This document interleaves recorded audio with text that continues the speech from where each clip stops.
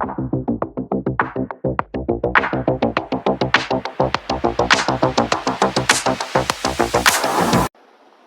है, चलो अपन फोटोसिंथेसिस पढ़ लिया है और टाइप्स ऑफ न्यूट्रिशन भी पढ़ चुके हैं। आज अपन पढ़ते हैं कि न्यूट्रिशन एनिमल में कैसे होता है, और एक टॉपिक अपना छूट गया था शायद पिछले क्लास में, स्टोमेटा के क्लोजिंग एंड ओपनिंग के बारे में, कैसे कैसे सेक्शन होता है स्टोमेटा में, इन सब के बारे में छूट गया है। तो एक हेडिंग लगाते हैं अपन और पढ़ते हैं ओपनिंग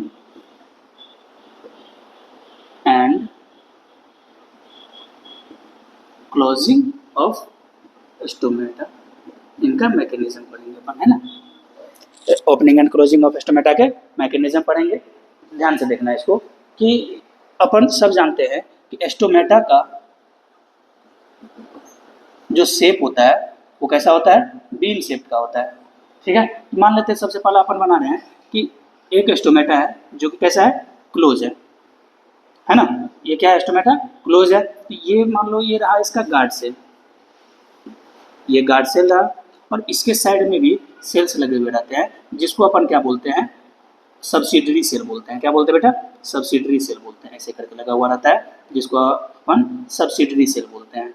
ठीक, ये रहा इसका सब्सिडरी सेल, जो कि जाइलम के टिश्यू के थ्रू जो भी वाटर आता है वो क्या करेगा, सब्सिडरी सेल में जाएगा, और सब्सिडरी सेल से एक्टिवली ट्रांसपोर्ट करके ये पहुंच जाता है गार्ड सेल्स में।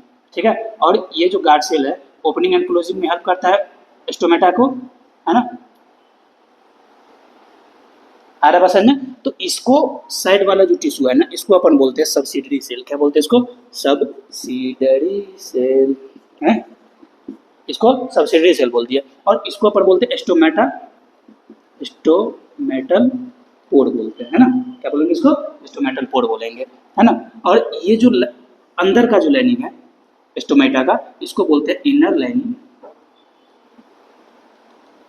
Of stomata. क्या बोलते हैं इसको, इनर लाइनिंग ऑफ स्टोमेटा। और ये जो आउटर वाला है ना, इसको अपन क्या बोलते हैं, आउटर लाइनिंग ऑफ स्टोमेटा। आगे बात समझ में इतना, है ना। अब इसके ऊपर में क्या होता है, कुछ क्लोरोप्लास्ट भी होते हैं, इस पे इस तरह से लगे हुए रहते हैं क्लोरोप्लास्ट। ठीक, ये जो क्लोरोप्लास्ट है वो गार्ड सेल्स पे लगे हुए रहते हैं जिसको क्लोरोप्लास्ट बोलते हैं। बस इतना ही याद रखो, और इसी से अपन को पता चल जाएगा कि कैसे गैसेस एक्सचेंज करता है, कैसे वाटर ट्रांसपोर्ट करके गार्ड सेल्स में पहुंचता है, ये सब ऐसे ही पता चल जाएगा। यहाँ से आगे बढ़े समझ में। तो अब इसमें वाटर इधर से आया, जाइलम टिश्यू के हेल्प से वाटर सब्सिडरी सेल में इंटर कर दिया, और सब्सिडरी सेल से एक्टिवली ट्रांसपोर्ट किया। एक्टिव ट्रांसपोर्ट के बारे में कल बताए थे, है ना। एक्टिव ट्रांसपोर्ट के बारे में कल बताया था अपन, पैसिव ट्रांसपोर्ट के बारे में बताया था। एक्टिव ट्रांसपोर्ट क्या होता है, जो कि जिसको मूव करने के लिए एनर्जी का रिक्वायरमेंट होता है ना, इसको अपन क्या बोलते हैं, एक्टिव ट्रांसपोर्ट बोलते हैं। ठीक है, इसको अपन क्या बोलेंगे, एक्टिव ट्रांसपोर्ट बोलेंगे। और जो पैसिव ट्रांसपोर्ट होता है उसको ट्रांसपोर्ट करने के लिए एनर्जी का रिक्वायरमेंट नहीं होता है, इसको अपन बोलते हैं पैसिव ट्रांसपोर्ट बोलेंगे। ठीक, तो यहाँ से वाटर चला गया सब्सिडरी सेल में, और सब्सिडरी सेल से गार्ड सेल में चला जाता है वाटर। ठीक है, यहाँ से गार्ड सेल में क्या चला जाता है, वाटर चला जाएगा। और वाटर जब गार्ड सेल में जाता है, ये क्या करता है, चारों साइड पे जो स्टोमेटा का जो भी वॉल होता है ना, इसके ऊपर में प्रेशर लगाएगा, और इसके ऊपर में प्रेशर लगा करके क्या करता है इसको, कि इसके ऊपर में प्रेशर लगाएगा और इसको टर्जिट कर देता है। ठीक है, तो स्टोमेटा क्या हो जाता है, यहाँ से टर्जिट कर जाना। टर्जिट का मतलब क्या, स्वेल कर जाना, है ना, फूल जाना। जैसे कि मान लो कि चना को आपने रात में डाल दिया पानी में, भिगो कर रख दिया, मॉर्निंग में क्या कर जाता है, ये स्वेल कर जाता है। क्या करते हैं, वाटर को एब्जॉर्ब करके ये अपने आप को टर्जिट कर लेता है, स्वेल कर जाता है। ये सेम चीज़ होता है, ये टर्जिट कर जाएगा। और जब ये टर्जिट करेगा तो स्टोमेटा के ऊपर में ये वाटर क्या लगाता है, प्रेशर लगाता है। और ये भी क्या करेगा, इसका जो वॉल है ये भी वाटर को ऊपर में अपना प्रेशर लगाता है। ठीक, और एक चीज़ ध्यान रखना कि ये जो आउटर लाइनिंग जो होता है ना स्टोमेटा का, ये आपका थीन होता है। कैसा होता है बेटा, थीन होता है। ठीक, ये कैसा होता है, थीन होता है। और ये जो इनर लाइनिंग होता है, ये इसका क्या होता है, थिक होता है। ठीक, तो अब यहाँ पे वाटर का प्रेशर बढ़ने के कारण से ये वाटर क्या करेगा, कुछ ये देखो ऐसे था, ठीक। अब ये वाटर को इंटेक करके ये टर्जिड हो गया, स्वेल कर गया, इससे क्या होता है, ये ओपन हो जाता है, स्टोमेटा का पोर ओपन हो जाता है, तब इसको अपन क्या बोलते हैं, स्टोमेटा। ये पहला वाला हो गया आपका क्लोज, और जब ये टर्जिड हो गया तो स्टोमेटा इसका क्या हो जाता है, क्लोज, ओपन हो जाता है, सॉरी। ठीक, तो ये क्या हो जाएगा, ओपन हो जाएगा इस तरह से, इसको अपन बोलते हैं ओपन स्टोमेटल पोर। ठीक, इसको अपन ओपन स्टोमेटल पोर बोल देते हैं, और इसके बगल में तो सब्सिडरी सेल बना ही हुआ है, ये आप लोग अपन देख लेना, एक में बनाई दिया है, इसमें भी अपन देख लेना।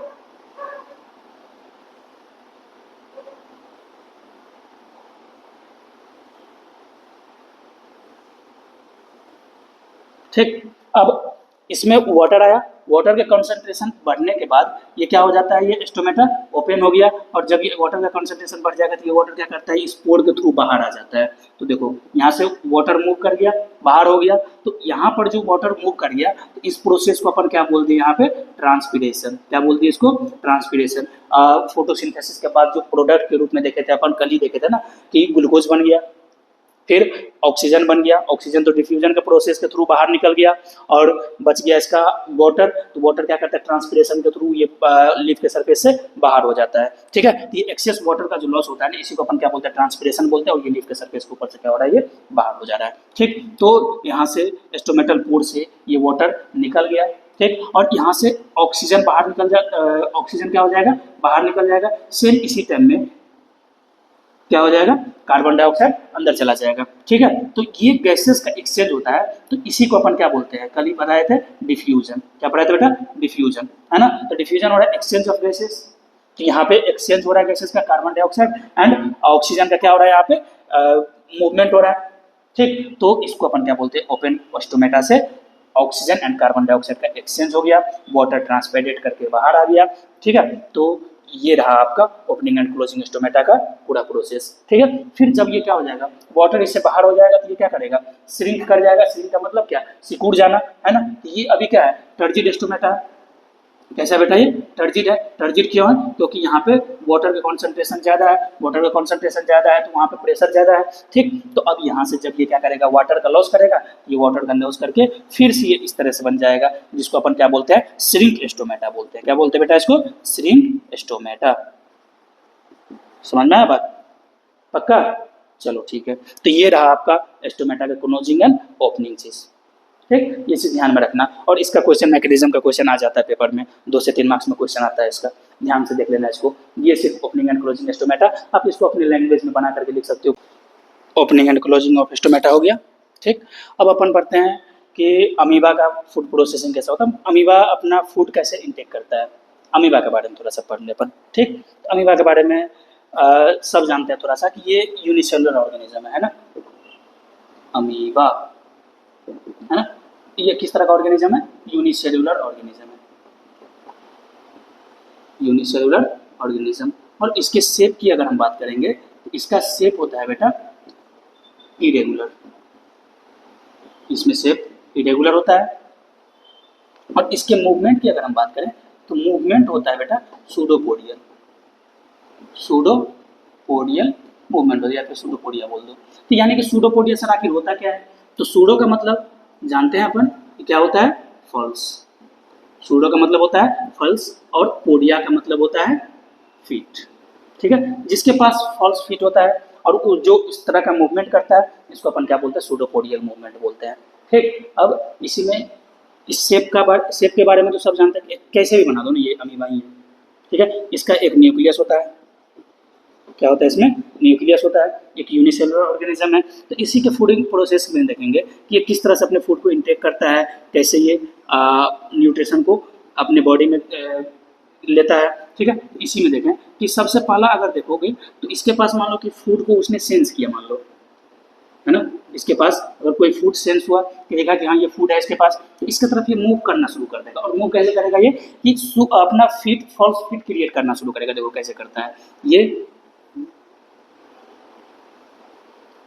फूड दिखा, इसको इधर की तरफ चला गया, है ना, ये फूड दिखा, और ये जो बनाया ना, क्रिएट किया फॉल्स, इसको अपन क्या बोलते हैं, फीट बोलते हैं। क्या बोलते हैं बेटा, फीड बोलते हैं। ठीक है, ये इसका न्यूक्लियस हो गया। अब जब ये फूड को क्या करेगा, चारों साइड से सराउंड कर लेगा, घेर लेगा इसको, और इसको घेर करके अपने बॉडी के अंदर में ले लेता है।